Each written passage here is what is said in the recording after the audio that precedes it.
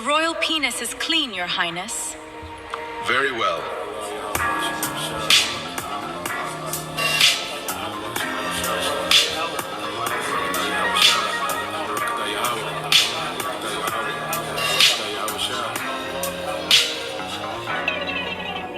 Ever since I was born, I've been trained to serve you. Good morning, my prince. Prince, Like that. Would you like us to bathe you? bathe me.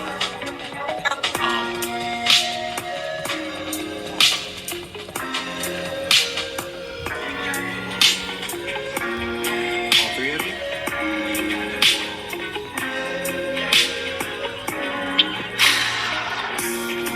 Naked? Ever since I was born, I've been trained to serve you. Good morning, Your Highness. Good morning, Your Highness. Good morning, Your Highness. Rosebearers!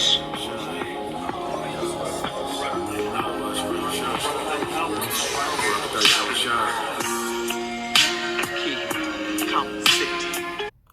Shalom, shalom.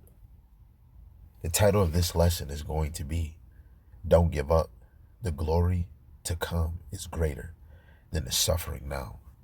All praises to Yahweh Hashem Yahushai Bashim Rakakwadash, and double honors to the elder apostles and the elders of great millstone who rule well and teach well through the Spirit. A mighty shalom to the hopeful elect that are scattered four corners of the earth, teaching this word and believing this word, Lord willing, as a whole, that you all continue in sound doctrine and in the same spirit. Lord willing, this is edifying. This is a lesson that you probably heard me go over and over again. But we are in this captivity, and this is something for you to uplift your spirit. Now, before I continue with this video at this moment, I wanted to speak on the word in the meaning of kingdom. So this is on ChatGPT. I was asking a question on what is the true meaning of a kingdom, and do it stem from kingship? Because when you get to etymology of the word kingdom, it goes into the word kingship. So it said, yes, the English word kingdom is directly related to king in the concept of kingship. The history of the word actually supports the idea that a kingdom is the realm or dominion ruled by a king. Etymology of kingdom. The English word kingdom comes from Old English. Signing can mean king. Dom means domain or jurisdiction, authority, condition, office, or state.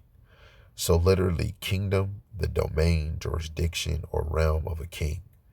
The suffix dom is the same suffix found in words like freedom, the state of being free, wisdom, the state or condition of being wise. Christendom, the domain or people professing Christianity. Then you got, thus, kingdom originally meant the territory or authority under a king's rule, not merely a geographical place. Does this stem from kingship? Not directly from the English word kingship, but both words come from the same root. King, kingdom, king, domain, kingship, kingship. The suffix ship means office, rank, quality, or condition. So kingship, the office or authority of being a king. Kingdom, the realm or dominion governed by that king. And truly, who is the king that's going to be ruling? It's Yahweh Shai.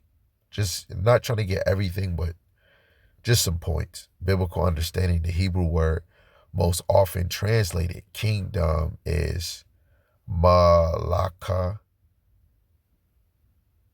It comes from the Hebrew root malak, meaning to reign, rule, or to become king. Now, most of the time, this might be modern Hebrew that they showing. I'm not a super amazing, but I know how to get in there to the best ability, and I'm showing you can do your own research. But kingdom means kingship. Okay. I see they got some more. A kingdom is meant to be ruled by kings. Biblically, yes. A kingdom isn't simply land. It is a king, his authority, his laws, his subjects, his territory. Without a king ruling, it is not truly functioning as a kingdom. So for all you, especially Jake, saying that all nations are going to be saved, then who the hell is going to be the subjects? All the people that died, even Israelites? No. The other nations, right? It says, they gave us Isaiah 33:22, for the Lord Yahweh is our judge. The Lord Yahweh is our lawgiver. The Lord Yahweh is our king. He will save us. And we already know that the Lord is going to send Yahweh Shai. Right? So that's plain. This is the book of 2 Corinthians chapter 4 in verse 16 to 18 in the MSG, the Message Bible. It says, so we're not giving up. How could we? Even though on the outside, it often looks like things are falling apart on us, on the inside, where the Most High is making new life, right? He's making new life within us. Not a day goes by without his unfolding grace. These hard times are small potatoes compared to the coming good times, the lavish celebration prepared for us. There's far more here than meets the eyes. The things we see now are here today, gone tomorrow. But the things we can't see now will last forever. Let's read this again in the KJV. This is 2 Corinthians chapter 4 in verse 16 to 18. It says, for which cause we faint not, but though our outward man perish, yet the inward man is renewed day by day, refreshed day by day. For our light affliction, which is but for a moment, worketh for us a far more exceeding and eternal weight of glory. While we look not at the things which are seen, but at the things which are not seen. For the things which are seen are temporal, but the things which are not seen are eternal. And I'm doing this again because I'm human, just like many of you brothers and sisters. I want the kingdom. I desire the kingdom. I know, brothers and sisters, our lives wasn't meant to be working on 9 to 5 in slavery. You women wasn't here to be having 5 different rides, right? Children by all different. That's not us. You get to see what state we in daily. And these type of lessons is beautiful because then you get to hear of you being on top. Now, some women see a video and might not see the women in the forefront. In the kingdom, the roles are going to go back into order. Kingdom is about kingship. And the woman is part of the man's glory. But it goes back to kingship. It truly is a man's world. And all of this is created by a man. And he really looked at the value of a man and a woman, in the role of a man and a woman. And this kingdom is going to be beneficial for all of us, men, women, and the children. But who's going to fully be pampered is the men. You're going to go back to knowing who you truly are. And you women is going to truly know who are the sons of God. The men of Israel, You have a big role in this story. Okay? Let's get back to that video.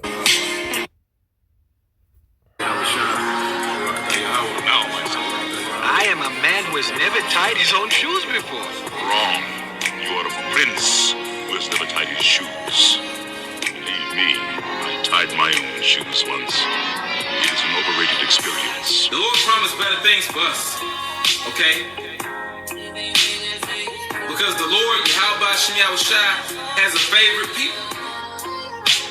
And he's going to give this favorite people a heavenly kingdom. A kingdom that's blueprinted and formatted and patterned after his mind. How he would want a kingdom to be.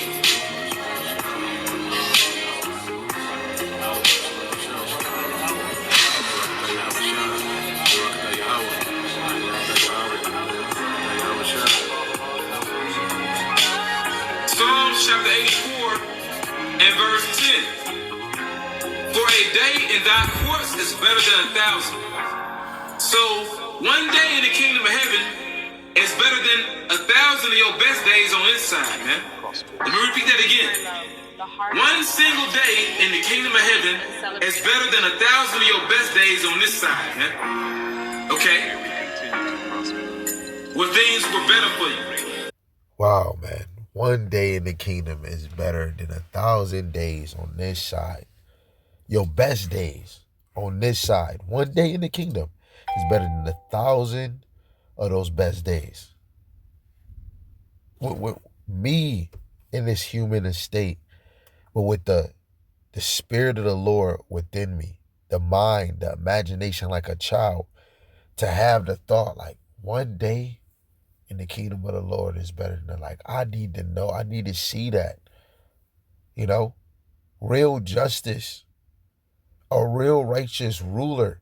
Like we could go read in history, but right now, if I was to go, my children is not going to be led by a righteous ruler outside of, no, bro, no.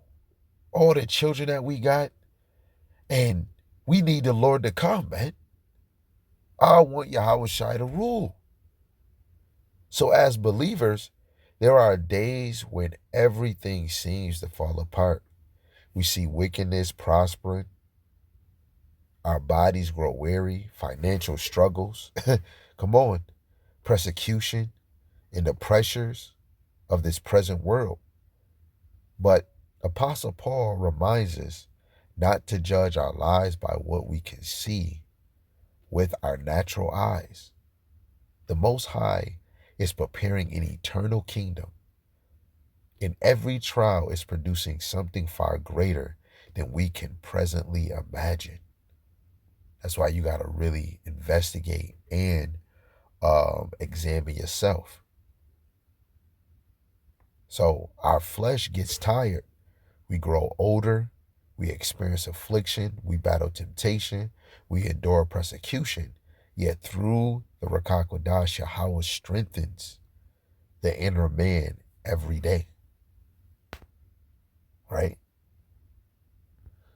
Let's get the book of Psalms, the 73rd chapter. In verse 26, it says, My flesh and my heart faileth, but the Most High is the strength of my heart and my portion forever. So even when the body is weak, faith becomes stronger, and our affliction is temporary. And Paul, he calls our suffering light affliction in 2 Corinthians, the 4th chapter. Not because they don't hurt, but because compared to eternity, they are very brief. So let me just get it. I'm reading the KJV though. 2 Corinthians chapter 4, verse 17, our light affliction, which is but for a moment, working for us a far more exceeding and eternal weight of glory, right? It's doing something even our, these natural eyes cannot see, but through the Spirit, you're going to understand the sufferings are producing glory. And the Lord is getting glory from this truth, from what we do in this thing through faith. Every terror, every temptation, resist it. Every sacrifice, every insult of righteousness, for righteousness' sake. And the Most High, He's seeing it all. Sirach, the 42nd chapter, verse 18 to 21. He already knows it all. Even the little mistakes that brothers makes in lessons, we stutter, we get too excited. I might say this precept, but I really meant this precept, right? I could be looking at my notes, but then I got other precepts in my head. The Lord knows all of this. He knows that your wife about to yell at you as soon as you walk in the house, right? She's worried. She worries sick. Oh, I hope another woman. He knows all of this, man. He knows what percentage you fully believe in this Bible. You can say, man, I'm in the truth. And the Lord knows you in there, but you don't even believe in all of it. He knows. You can fool man, but you can't. None of us can fool Yahweh Shem Yahweh Shai. None of us. I'm not here. I cannot sit here and no, I can't even fool the Lord. I can't. I cannot. Romans chapter 8, verse 18, for I reckon that the sufferings of this present time are not worthy to be compared with the glory which shall be revealed in us. It can never. This is why, like, if we had some type of control of this mind, if we was to truly think of the heavens, how heaven is going to be, what we're going to see, even chariots, it gives you like some type of warmth.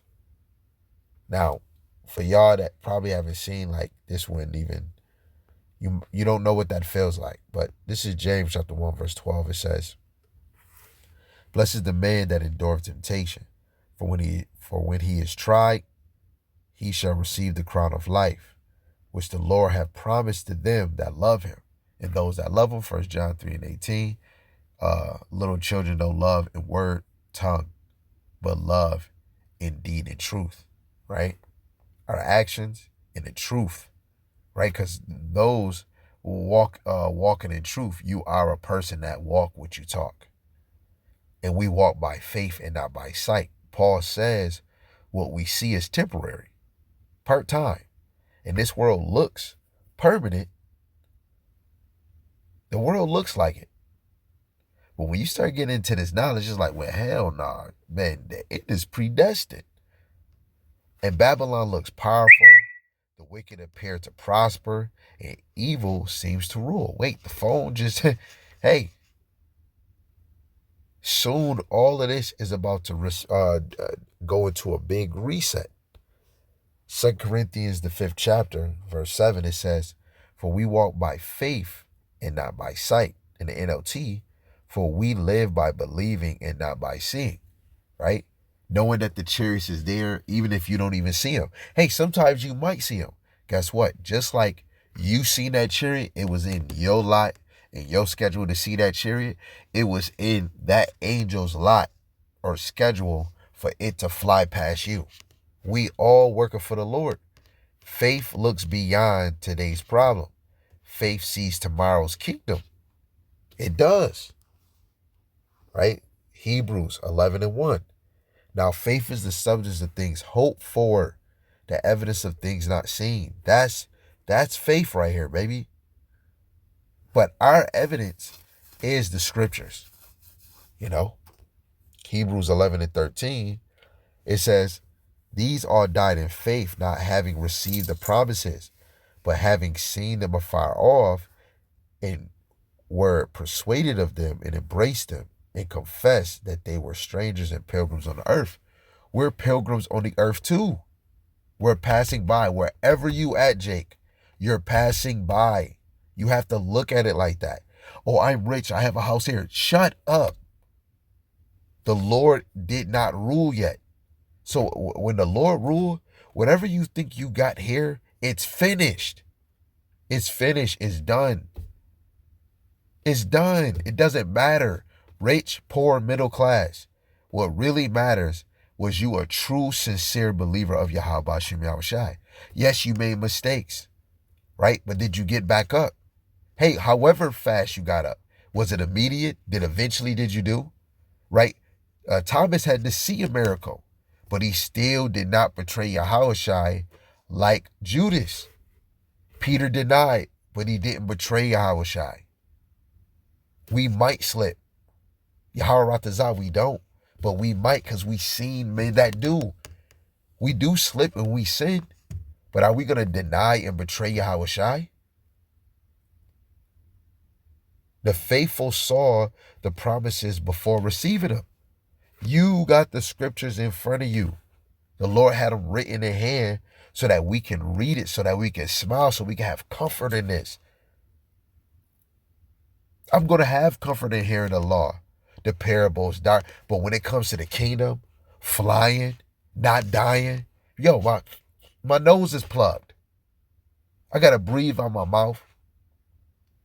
Throat dry, right? You having a good sleep, but then you find out you was sleeping on your back. You wasn't breathing through your nose. You was snoring.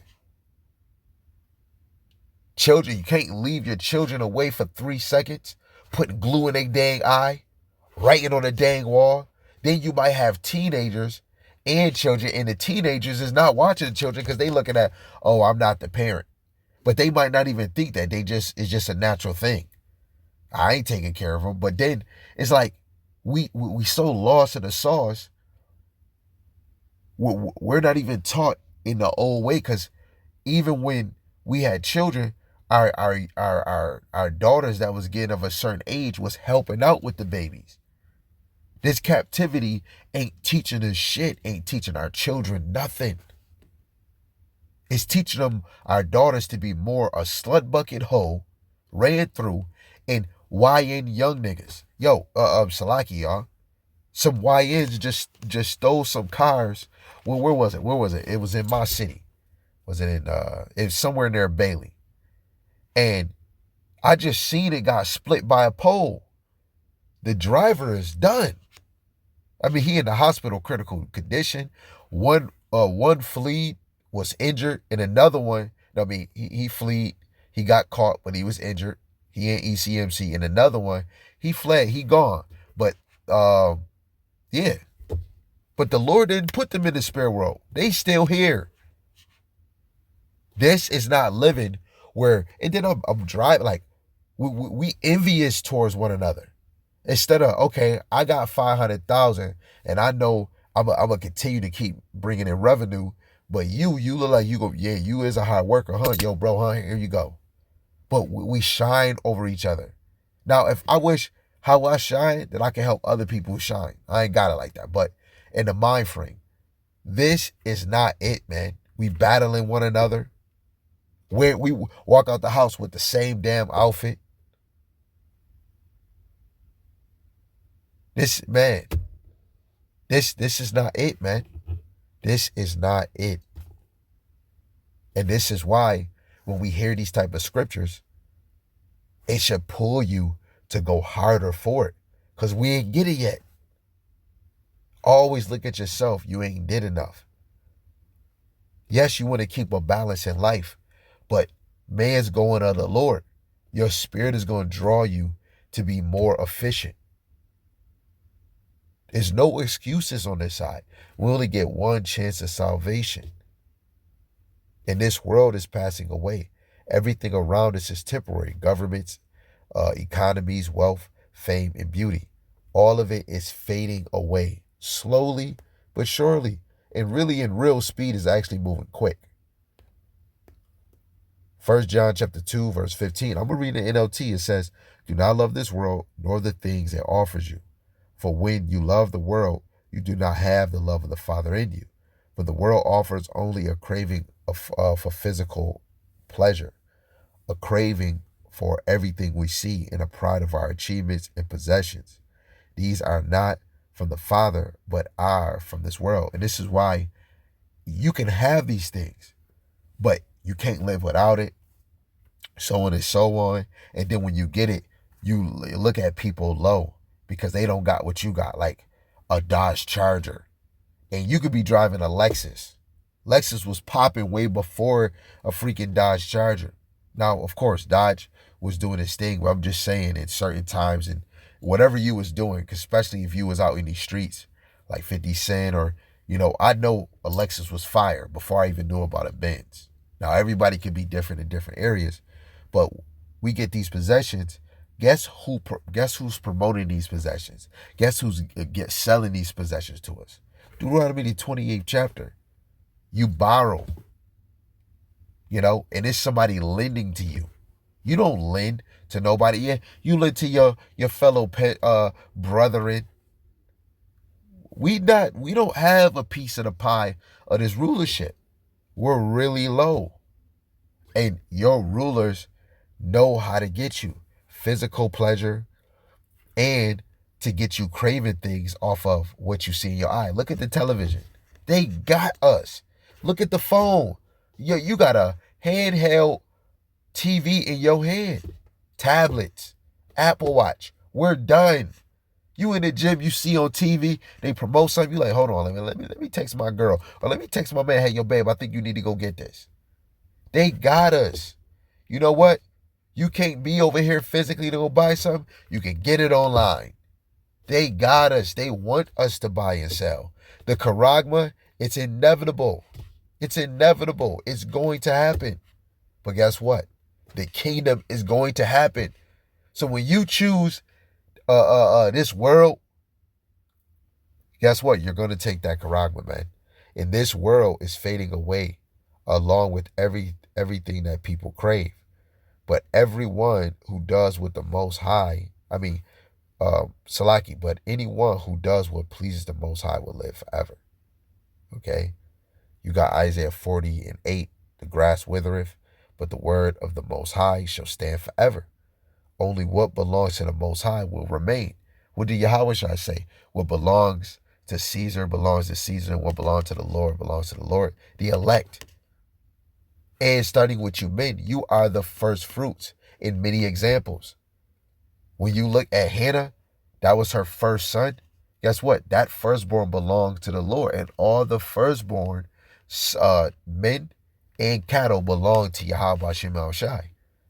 That's why the 144,000 are the first fruits. They're the firstborn. They're the first spirits of their bloodline. I want to see these men. These is the superheroes. These is the saviors. I want to meet them. We talk about a celebrity. I want to meet them. Hey, I want to be one of them. I'm not going to lie. Obadiah 1:21. And saviors shall come up upon Mount Zion, come up on Mount Zion to judge the mount of Esau. Esau as in the nation. And the kingdom shall be the Lord's. Because in our kingdom, we're going to rule over the wicked ruler, the wicked witch.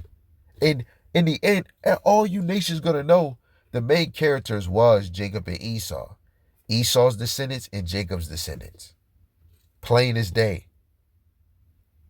We are strangers and pilgrims. Pilgrims is a traveler looking for holy land. Land set apart. This shit is not set apart. We talk about ours, and it's going to be in structure in the ways that the Lord want us to move, what he want us to do. This world is not our home. We are passing through. If you don't have it in your mind, stay the hell away from us, man. We ain't trying to build this. We passing through. Oh, but you going to work. I'm going to work to provide. Okay? Hebrews chapter 13, verse 14. For here have we no continuing city, but we seek one to come. When is it going to come? When Yahweh Shai return. When Yahweh Shai put his foot down. When he come and deliver us. Okay? They saying, I want my money, I want it now. I want the kingdom and I want it now. But everything is for its appointed time in the will of Yahweh. 1 Peter chapter 2, verse 11. Dear beloved, I beseech you as strangers and pilgrims, abstain from fleshly lust, which war against the soul. Like Abraham, we looking for a city built by the Most High. In this one, it was already set to happen in the heavens. It was already spoke about before we speaking about it on earth. The kingdom will erase today's pain. Today's suffering is real, but it will not last forever. Yahushua kingdom is everlasting. Revelations chapter 21, verse 3. And I heard a great voice out of heaven saying, Behold, the tabernacle of the Most High is with men, and he will dwell with them. And they shall be his people, and the Most High himself shall be with him, and be their power. Right? He first speaking to the men. Is the Lord ill because he said it? No, he's not. He was always dealing with men first.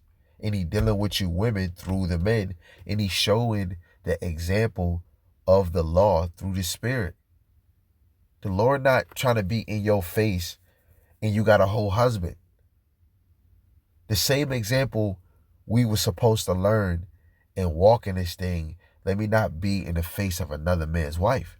Because he can have anger and then put hands to face. In the kingdom, we're going to have full respect on each other. Where we're going to really look at each other as family. Your wife is not going to want, she's not going to want to or ever look at another man's rod. She's not going to, oh, I like him. It's not, even if she don't say it in her mouth, it's not going to come as a thought in her mind. Because all of this is going to be second nature. She's going to be head over heels for her husband. A woman, oh, I love him so much. Yeah, that's true. But ain't nothing like the first man touching you. He took your virginity. He broke that hymen, if I'm saying it correctly. You know, he broke you down. He have you looking like a deer with your, you did that? You know, when we speak about the kingdom, it's everything. Not just only get beamed up, not just only gold in your chain, right? You got to see it get built. You got to see what service is going to be yours. It's a lot. How is it going? Is we going to pick them out? Like, it's a lot to really think about. It's so many things we got to get into when we deal with all lessons. But in your mind, each day is passing by. We're on the next day now. It's about to lead to Friday. Wait, where we at right now? Yeah, we already Friday. Then we about to work the Saturday. Each day we're another day closer to Yahushua's kingdom. Verse 4, and the Most High shall wipe away all tears from their eyes. Who? The same ones he was speaking about in verse 3, the men. And even with the men, women, and children. And there shall be no more death, neither sorrow, nor crying, neither shall there be any more pain. For the former things are passed away. Okay? The former things are passed away. Let's get Isaiah the 65th chapter, verse 17.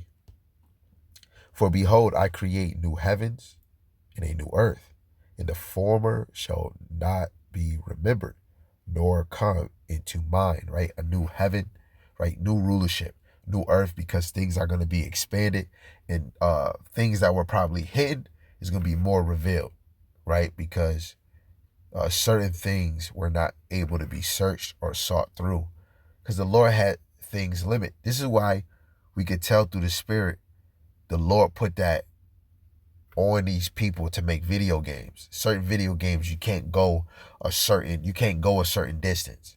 And when you look at Call of Duty, you got a circle, and the further you go out, you start to get sick. I never traveled a certain distance, but just doing research, there's certain areas, people can't go. But it's about to be a new experience. A new experience, man. So imagine never crying again. No sickness, no death, no oppression, no fear, only righteousness. Endurance is required. The race isn't won by those who start. It is won by those who finish faithfully. Matthew 24:13. He that shall endure unto the end, the same shall be saved. Galatians 6:9. And let us not be weary in well-doing, for in due season we shall reap if we faint not. Guess what? Everything we do in this truth, we're reaping benefits. But if you start slacking in your business, you already show that you start slacking, the Lord is taking what he gave you. And it's the same what you do with a bank. You get a loan, you got to pay that. And if not, it goes into the credit. And eventually, you going to get paid. You get audited. Somewhere they going to get their money. The Lord going to get his back. And guess what? If you're not the elect, he's getting it back with the wrath. And you in the kingdom. Judgment is so swift. You wake up in it every day. So do not quit, because the blessing is closer than it appears. And brothers that just got it all peachy and you ain't going through a slick Mick, it's not for you. Because we're not living in the best predicament. And then eventually it's going to get worse. Doesn't matter, yes, because of the time, because of this. Yes, we naturally know we got to work. But we talk about our Savior that came down lower than the angels, and he was just resting his head. For me, myself, I know if I go even harder, I could probably make more than what I was making here. Let's make 100,000 a year. You know what? If I don't do a 9 to 5 or a part-time, I can go and do streaming on a whole nother level than, doing little weird stuff just to bring in revenue. But if I was to go streaming, I'm going to have to step in my bag, because I know if I was doing it in the world, I wouldn't even have to be on TV, because talking, entertaining people is my shit. But the Lord is like, nope. The Lord got brothers in 9 to 5 full-time job, and you make enough just to pay your bills. And you like, hey, I'm cool. I can get my little here and there. That's how the Lord got some of us, man. Because he wants you to look bigger than the shit you got. I'm starting to learn this more and more. So even creation is waiting for the coming glory. The whole creation long for the day when the Most High is going to fully reveal who his people is. Romans the 8th chapter, verse 19. I'm going to read the NLT. It says, for all creation is waiting eagerly for the future day when the Most High will reveal who his children really are. Creation is who they really are. So when even when I'm talking to animals, they don't really know, but through the spirit, yeah, but they don't really know who we is. Because if they really did, these animals wouldn't bite you. If these nations really knew who we was, they'd be a little more timid.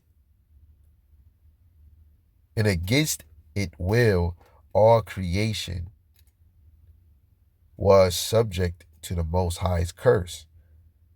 But with eager hope, the creation looked forward to the day when it will join the Most High's children in glorious freedom from death and decay.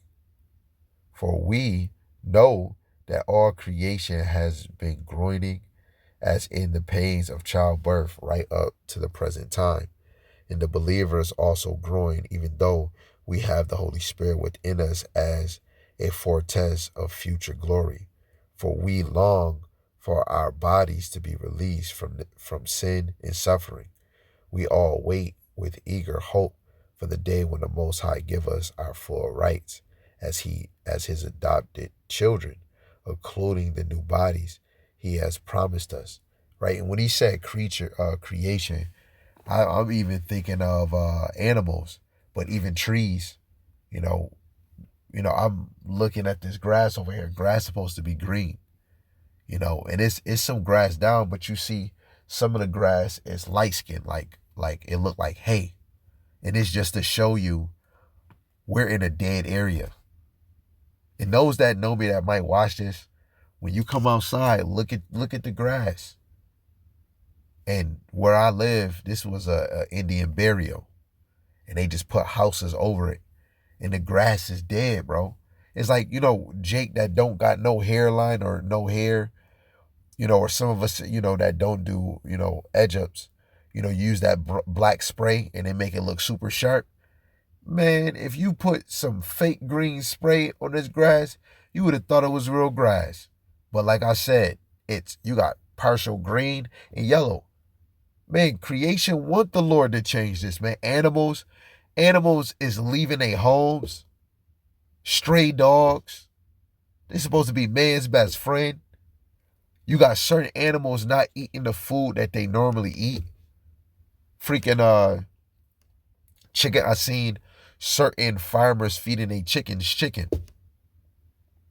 One dog don't want to eat raw meat. It want its meat cooked done. Now, you know, depending on, because I definitely seen some wild dogs that ate, some raw meat that had blood in it. Next thing you know, they might bite you. But that's not all dogs, But this side, all of us are out of wax. Okay? All of us is out of wax.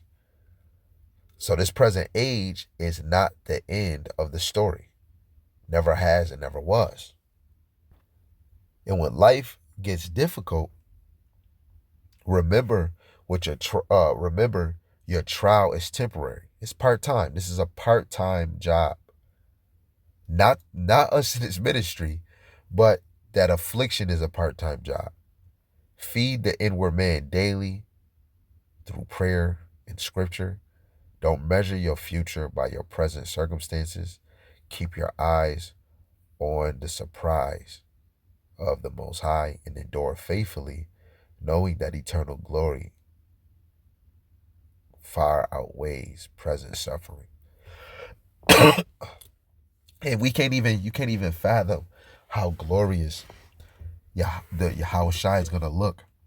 And you're going to be of that glory.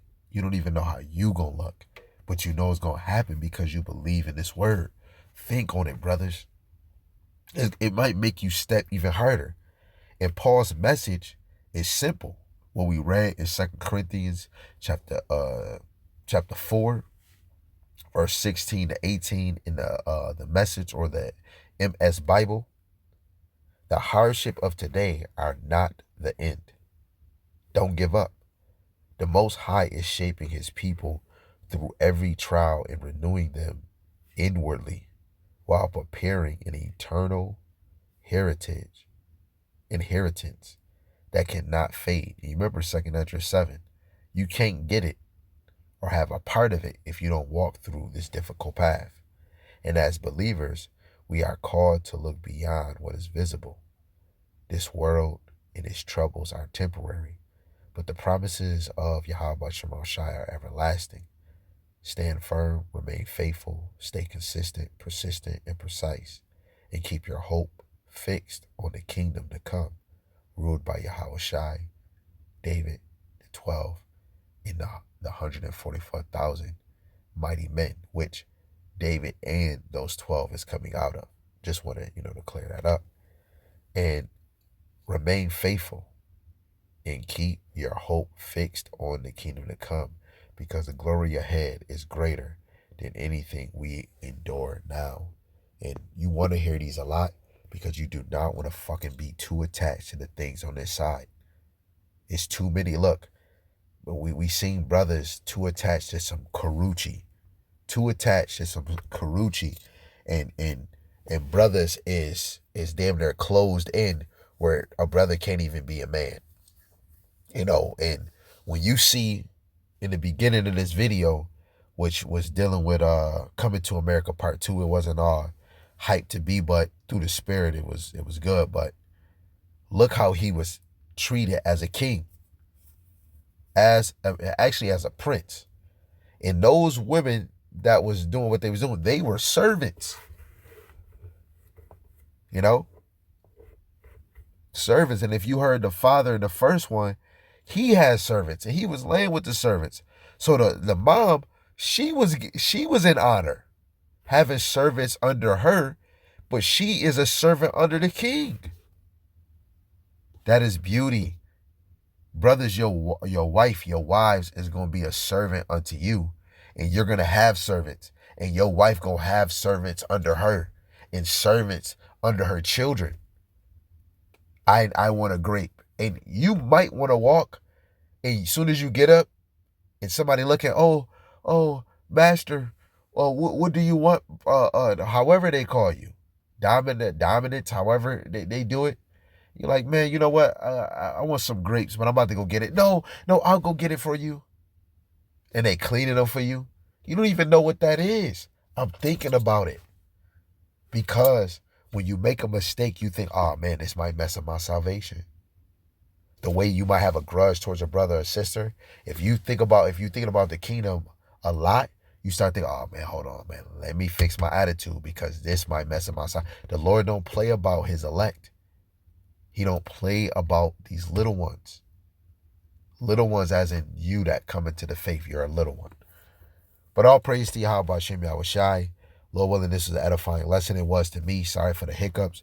You get excited, but it doesn't matter. The word is going to come out. Sound doctrine, 100% truth. Eat as much as you can because things is about to change. But regardless of the change that's going to happen in this America, Yahushai's kingdom is coming soon. Can you see it? Can you see it? Now get it. Shalom. For a day in thy courts is better than 1,000. So one day in the kingdom of heaven is better than 1,000 of your best days on this side, man. Let me repeat that again. One single day in the kingdom of heaven is better than 1,000 of your best days on this side, man. Okay? Where things were better for you.